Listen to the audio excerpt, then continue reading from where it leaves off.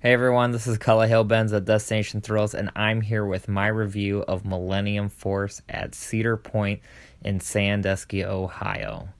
Now, you might have heard the nickname Millennium Forceless given to this coaster because many think that it's not intense at all. Well, at this review, I will be here to settle the score to whether I think this is a forceless coaster or a force to be reckoned with. So let's take a look at the stats of this ride. This is a coaster that's built by Intamin Rides. You may have known them to build coasters such as Intimidator 305 out in King's Dominion and Skyrush at Hershey Park. They also built the famous wooden coaster at Six Flags Great Adventure, El Toro. Now this was the world's first Giga coaster at its time, built in the year 2000. It stands at 310 feet tall and reaches speeds of up to 93 miles per hour. It has a total track length of 6,595 feet and a ride duration of 2 minutes and 20 seconds. Going into the queue, I couldn't help but feel the anticipation building up inside of me as I stared up at this massive structure. Millennium Force, you can see it from the parking lot. It just looks so tall. And with this being my first Giga coaster, I haven't seen a coaster this tall in person before. And it was really a sight to see. So as you get into the coaster car, you realize you're only being held in by a T-bar, which is a really cool experience. The trains are very open, and it gives you this feeling, this almost like this unsafe feeling, which is really great if you're a coaster enthusiast. Not so much if you are a scared GP. As you climb up the cable lift, you really go up that lift hill fast. I mean, you are just moving up that lift hill, and you get a really cool view of Lake Erie and the surroundings, and everything below just looks so small once you get to the top of the lift hill. It's a really exciting experience. I even felt those nervous butterflies that you get when you're doing like a coaster that you haven't done before, that you start getting nervous about. I actually started to get that feeling at the top of the lift hill. It was really cool. So as you go down the drop, you get this really cool burst of floater air, especially if you're in the back seat. You just kind of float up out into the T-bar, and you're just almost feels like you're just floating down toward the ground. It's pretty cool. Then you boost straight up into this overbank, and you get a lot of positive G's on it. I wouldn't say it was too much to handle. I personally don't like graying out or those intense G forces. Even though I could feel those forces, it wasn't something that was intolerable. Then you fly left into a tunnel, and it really gives you that sense of speed it's almost like a hand chopper how close that tunnel is. And then after you leave that tunnel, you go up into this long, massive airtime hill. I mean, this airtime hill is drawn out. And it kind of takes away from the ejector air or the airtime that you would normally experience if it was more of a sharper drop. But because it's so elongated and it's so tall, you kind of just get the slow cruising feeling over the top of the airtime hill. I actually liked it, but it wasn't something as crazy as those big airtime hills that you get on Voyage or the ejector air that you experience on most RMCs. So next you fly around this. I call it as this long helix. You kind of go up and you kind of come down close to the ground before you go into that next left overbank turn. And that part is really cool. You don't get too much G-forces, which I liked, but if you're a G-force fan, you might be disappointed by.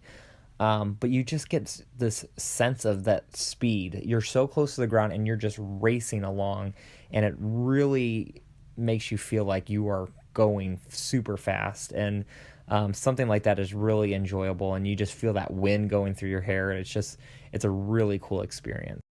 So then after you go into that left overbank, you kind of make a little bit of a right turn, and then you go up into another airtime hill. Again, nothing super crazy ejector. This is more of just your typical floater airtime hill. I like this a little bit better than the first airtime hill. I feel like you get a little bit more of a pop out of your seat than the first one. I enjoyed it, but it's nothing too intense or crazy.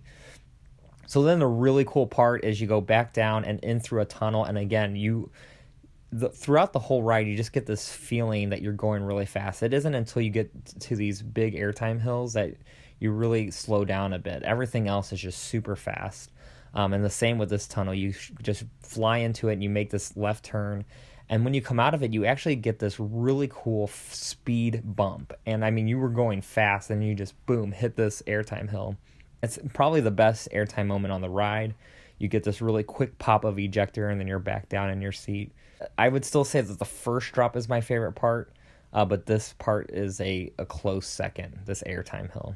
Then you go into this straight part until you get to the turnaround, which is another overbank turn.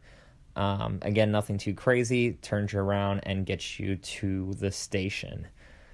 Millennium Force, when I got out of it the first time, I rode it in the second or third to last row, and I really thought it was an intense ride. Nothing crazy, but I still thought it was a pretty intense ride. I would definitely disagree that it's forceless. You definitely experience forces on this ride. It's just not the craziest forces that you've ever experienced. With that being said, if I were to sort of criticize this coaster in any way, I would say that Millennium Force just has way too slow of transitions. Everything is just very drawn out. It just kind of, you just slowly get from element to element. It's like, all right, we're going to go down a hill. Now we're going to turn right. Now we're going to turn left. And you just kind of sort of glide into everything. And with these slow transitions, I think give it the appearance that it's forceless. Even though you're experiencing a lot of forces, I think people mistake that for being forceless because the transitions aren't whippy and quick. And that's the only reason why I don't have it ranked higher on my Cedar Point list. If you haven't checked out that video, you should check it out. I have it ranked 5th, just because it's not as thrilling as other rides that have greater speeds or greater transitions. But even with that said, I liked Millennium Force. If I were to rate it, and this is a part of the review where I'm going to actually look at 5 different categories and rate them, and then I'll give an overall rating at the end. The first ranking that I give coasters is its intensity. And I would give Millennium Force a 4 on intensity. Again, the transitions aren't rapid, which I think would make it feel more intense to me, and it would give it a 5, but everything else is still pretty good. The speed especially is what gets this a 4 on intensity. The next rating is fun, and I think Millennium Force is a really enjoyable coaster. I could see me getting hates in the comments for this, but I can see it getting boring after a few rides for me. So with that being said, I would give it a 3 on fun. But besides that, I think everything else is cool about this coaster. The next rating is going to be for uniqueness, and I think this is a pretty unique ride. It's got a lot of elements that you see on other coasters, but I just think the way it performs on it and the way the layout is built is very unique in itself, and so I would give it a 4 on the unique scale. The next is going to be comfort, and this ride is a very comfortable ride. The restraints are not too restrictive, which is great, and the trains are very open, so I would say just in the trains itself, it's definitely a comfortable ride experience. And then as you go along the track, there isn't these, shakiness or bumpiness. It's a smooth coaster. And the way it transitions, it does not, like I said, the transitions are slow, so you're not going to be bounced around or banged around in your seat. And so I think this is one of the most comfortable rides out there. And so I would give the comfort rating a 5. And then the final rating, and this is almost the most important rating for me in a sense. A lot of rides out there are crazy and intense, but if I feel like I've been cheated out of a ride experience for it being too short, it can really hinder a coaster's rating for me. Millennium Force is a long ride. The ride experience, even with the slow transitions, it feels like there's a lot going on. And so for that, I'm giving Millennium Force a 4.5 on the duration scale. Overall, I would give Millennium Force a 4 out of 5 rating.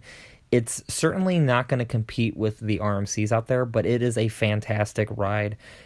The coaster itself taking you up 310 feet alone already gives you enough excitement. And then the speeds that you experience, it just makes it a really fun coaster. So do I think Millennium Force is Millennium Forceless? Well, although the transitions are not snappy and quick and the ride isn't insanely out of control, I do think you experience enough positive G-forces and even some negative G-forces along with some really top speeds to say that this is actually a forceful ride. It may not be in my top 10 coasters, but it certainly is a awesome, thrilling experience. So what do you think of Millennium Force?